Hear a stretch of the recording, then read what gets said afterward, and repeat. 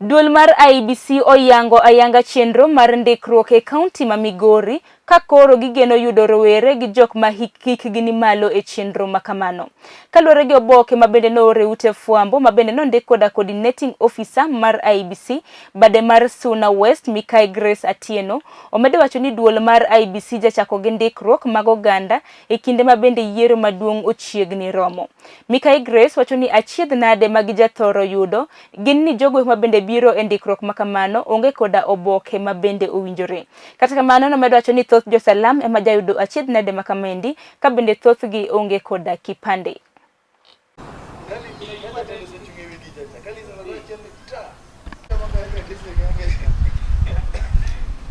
I've been doing continuous voter registration, also known as CVR, in our various offices in the various constituencies.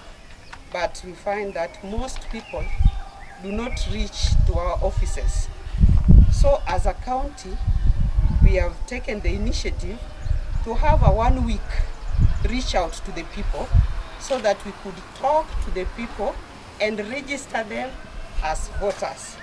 You remember, since we registered people and carried out the elections in 2017, we have not had a chance of meeting the people, carrying out maybe something like mass voter registration, but we have been doing continuous voter registration in our offices. So this time we want to have just 1 week. Starting on 27th, we will move from 26th on Monday. We'll be moving from ward to ward. Each ward will have its day, and as we do that, we'll partner with the registrar of persons. So those that have not taken their IDs can come, they pick their IDs, they are registered as voters, and even those that have not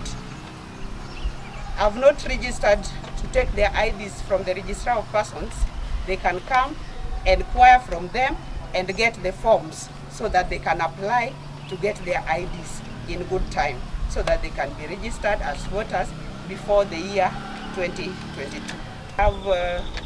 We are ensuring we shall even carry the masks so that we ensure anybody that we'll interact with will have a mask on. And we'll have the sanitizers with us and they will be in use. We'll even have a point for washing with water and soap so that they can wash their hands. We'll keep our social distance so that we take care of all the protocols as laid down by the health protocols.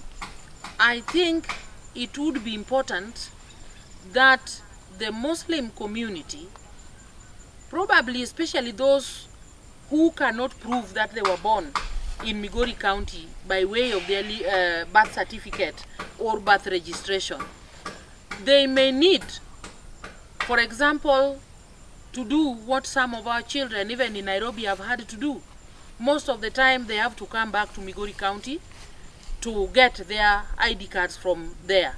Or they have to face a vetting committee there in Nairobi or wherever else they are to be proven that they are Kenyans. The only issue about IDs and that vetting process is only to prove that beyond any reasonable doubts that you are a Kenyan. So I think what we are doing, like the case of the chiefs, from the authorities, we have agreed that they would summon the chiefs, possibly to come to the center where these people are, and they get vetted and they are issued, they are registered immediately. So in the process, I think if somebody from the Muslim community was not born in Migori, I think it may be the time for them to look for the relevant documentation to prove to this board that they are Kenyans, because you know, again, where majority of the Muslim community live in northeastern is another border county, Wajir and Mandera and all those places. So with that, there is a need to help us prove beyond any reasonable doubt that this young man or woman who was not born in Migori County is a Kenyan possibly by availing their birth certificates from the county where they were registered as Kenyans.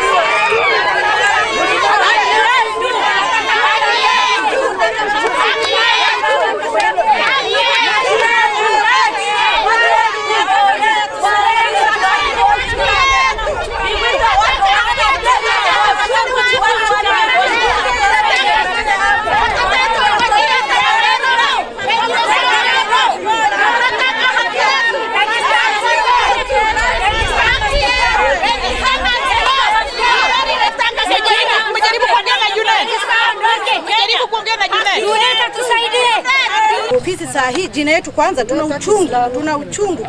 Jina yetu ni Al-Shabaab. Kwa hii Migori sisi tunaitwa Al-Shabaab. Uchungu ya pili ni kunyimwa ID. Tutatafutia watoto wetu ID wapi? Mimi sijui kwetu. Kwetu ni Mandera. Mimi sijui kwetu. Mimi ni mzaliwa hapa. Mimi naongea Kijaluo, lugha yangu hata sijui. Kwa nini watoto wetu wakatazwe ID?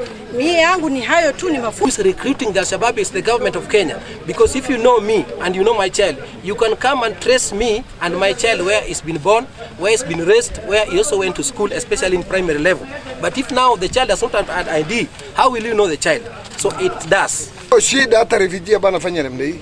Tunasaliwa Kenya iko na haki. Haki yetu nadhulumiwa hapa Migori.